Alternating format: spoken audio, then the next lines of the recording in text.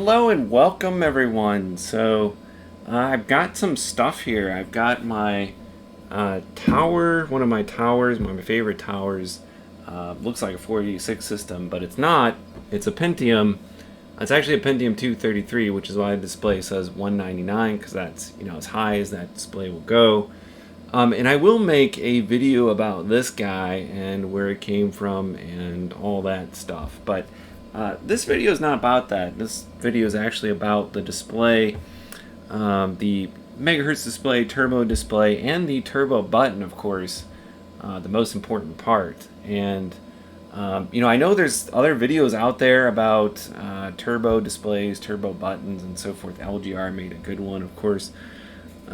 So I don't want to cover a lot of the same ground. I just kind of want to give my thoughts on the turbo button display because I kind of have a thing, I think, for turbo buttons and display. I just think they're a really neat design element, even though they're functional things. They were designed for a very specific reason, and ironically, as you probably know, it was actually to slow a computer down. Right, back down to that 4.77 megahertz in most cases, which was the speed of the original IBM 5150. And then later on, once you get into the 486 era, it was more about slowing it down to some degree, maybe going to 16 megahertz or 20 something megahertz, right? Because a lot of the programs simply didn't run right on something as fast as a 486 system, ironically. Alright, just as an interesting little aside here, I'm going to show you the difference between the turbo button being on and off while playing a game. And I've got Warcraft 2 here, which recommends 33 megahertz, 486 system. I've got a 486 system here at 66 megahertz. And when I hit the turbo button, it's going to bring it down to something around 20, possibly as low as 16 megahertz. So it's quite a bit lower than the 33 megahertz recommended speed for Warcraft 2.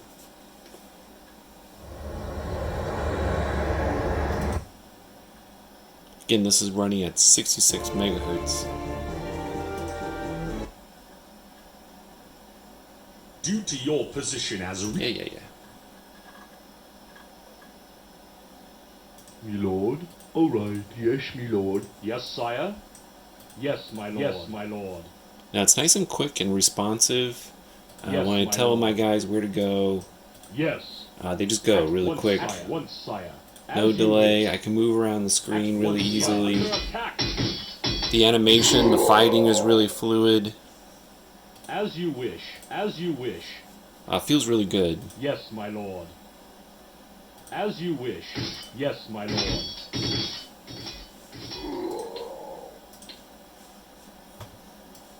Alright, but let's turbo it and turn it to about, again, 16 or 20 megahertz. Yes. Ready to serve.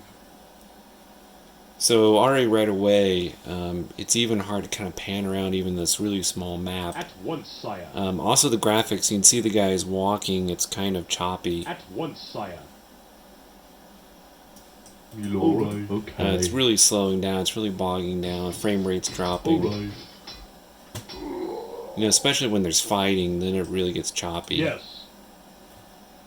Yes, my lord. At once, sire. As you wish. At once, sire. Yes, as my you lord. Wish. Yes, at yes, once, my sire. Lord. So it does run at 16 or 20 megahertz here, but there's not a lot going on this map, and it's really small. So you can imagine if you've got a larger map, that the system would really be bogged down on turbo. I have found a few out in the wild, a few turbo buttons where it actually speeds the computer up, but it's actually pretty unusual to find those. Usually they slow them down. So I had a computer much like the one right behind me with the 66 megahertz display there. It's 46 system when I was growing up, and just very interested. I'd play with the button, and even though pushing it technically would slow it down, I like to push it and release it so it would speed it up. And I don't know, I guess I didn't really even conceive of the fact that it was a standard part of computers at the time. I didn't really think about it too much.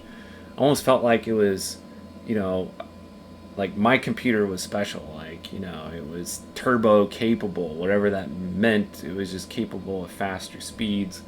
Didn't really dawn on me that it was there actually to slow it down. It was a common design element too. So yeah, I was always fascinated by it, and I still also like seeing the speed of the computer, right, on the displays. And so those two things paired together, I still really really enjoy. Even if I have a computer that like this one that's too fast technically to be modified by a turbo button. I don't even think the motherboard on that computer actually has a connector for a turbo button, but I still like it, and I'm putting together the Tower of Doom. I'm finally getting that together and finishing it, and that's a 600 megahertz system, but it has a place for a turbo. It has a turbo button, has a place for a turbo display, and you better believe it's going to be displaying the 600 megahertz there, that Pentium 3. So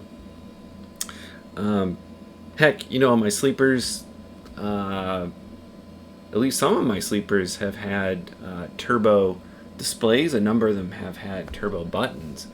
And I suppose if you didn't grow up in the 90s, you don't even think about that as being part of a retro computer. But for me, that's very much in my mind, again, from the 486 era, that's what a vintage computer should look like, right, with that display. So I did want to mention the types of displays that you'll find out there. It's basically three varieties I've found, and that is the number of digits, which I don't know, is kind of interesting. This one, of course, is technically 3 digits, but it's more like 2.5, right? Because it can only go up to 199. The hundredths digit is only 1. You can't change that. It's as high as it'll go.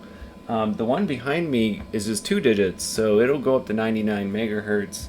That's it. But, and this is fairly rare, but you can find a full 3-digit display out there. Like I mentioned with Tower of Doom going up to 600. These are hard to find though, and honestly I can't remember where this one came from, but I have one. I have one of these 3-digit displays, and it is totally going into Tower of Doom where it belongs, so I can display the full 600 megahertz. They are getting harder and harder, I've noticed, on eBay to find the displays, and also computers that have them, right? Have turbo buttons and turbo displays. It does seem like they're getting more and more rare. I suppose they're getting older and hard to find, but I think there's just a number of people out there like me that have a certain kind of, like, I don't know, almost like a magnetic draw to computers with that particular design, those features. And maybe you're like me. I'm really interested in hearing your comments and how you feel about it. But I feel like there's like a lot of competition for, right? Whenever there's a computer with turbo button display out there on sale on eBay or whatever, it kind of increases its value, and more competition for that. So another thing I wanted to point out are these two front case facades, and they both have turbo buttons. They both have turbo displays, though this one's missing its cover. And I don't know, I just picked these both up. They're pretty cheap. I want to say like 20 bucks or less. And I do have a chassis that they fit on, so I was just kind of planning on switching it out. Yeah, I just really like the design. This one actually could potentially be turned into probably a sleeper, maybe like a mini ITX on a really small chassis, because I don't know if you can see it. I mean, but you can actually, the light goes through it, right? Because this is actually open. So it can have decent airflow. It has pretty good perforation in the front. This one, and you find all kinds. This one is not open at all. It's completely solid. It does have the wavy lines, and I really like the design of this case. I like the big power button and all that. Yeah, the airflow, it's non-existent basically from the front of the case. Now, a feature of this facade that I really, really like is that the piece of plastic here that covers the turbo display has these lines, so it actually breaks up the LED of the digits into these lines. And I don't know, it gives it kind of this retro 1980s, appropriately, retro 1980s look. You know, if you kind of look at, what is it, kind of retro wave kind of art. I'm sure that's the right word for it. But the art where like the sun, is broken up in lines and so forth, very 1980s.